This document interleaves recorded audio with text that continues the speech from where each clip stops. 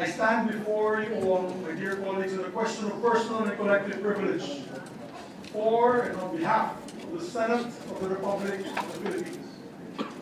Earlier today, we scheduled a press conference to deliver a message regarding the People's Initiative.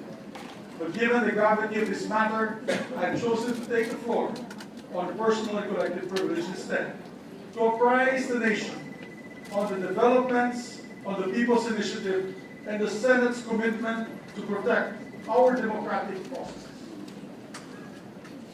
In light of the Senate's unanimous and staunch rejection of the undemocratic People's Initiative, I've had the opportunity to meet with the President Bongbong Marcos this morning. I was asked to see him in his home in Pangulo. And I have his permission to disclose what we have discussed this morning. I was there, for the record, together with former Senate President and now Chief Legal Counsel Juan Ponce Enrile, together with former Chief Justice and now Executive Secretary Bersanin.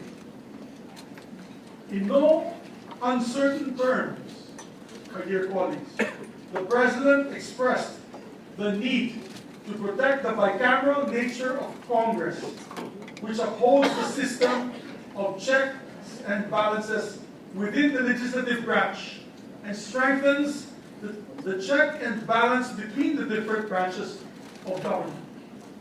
We know that the President has ably served as a senator himself, and he knows firsthand the value of bicameralism. He knows that if the Senate's approval is needed to merely change a name of a street, then the Senate cannot have a dispensable role in charter change. As such, the President is set to appeal to the House of Representatives and the other People's Initiatives initiators to stop this PI with their version of the People's Initiative. In these words, Madam President, my dear colleagues, it is getting out of hand. From the start, it has been the Senate's position that the so-called People's Initiative will be divisive to the nation and it will cost our nation our economic gains. We in the Senate thank the President for his commitment, and we remain firm in our vigilance against any attempts to destabilize our democracy. We maintain that the ongoing People's Initiative is flawed and unconstitutional and offers no solution to the problems most urgently affecting our people. We'd like to also thank Madam President, my distinguished colleagues, the Commission on Elections for taking cognizance of the fact that their rules are currently insufficient for this People's Initiative and for their commitment to motu proprio review the rules. And for those who do not know and are watching in public, and to my colleagues that do not know, at 1 p.m. today, the COMELEC came out with an en-banc decision to suspend all proceedings on the People's Initiative. I think that deserves a round of applause.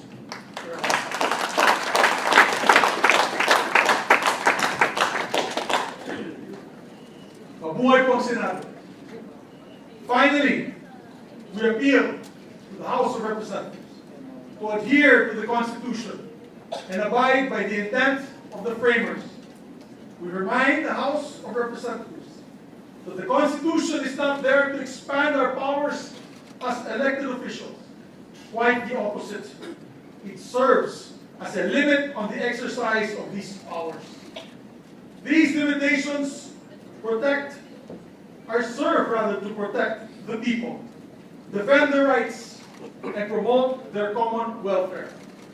As I have said from the very start, and we have said collectively with our manifesto, the people, the Filipino people are our sovereign.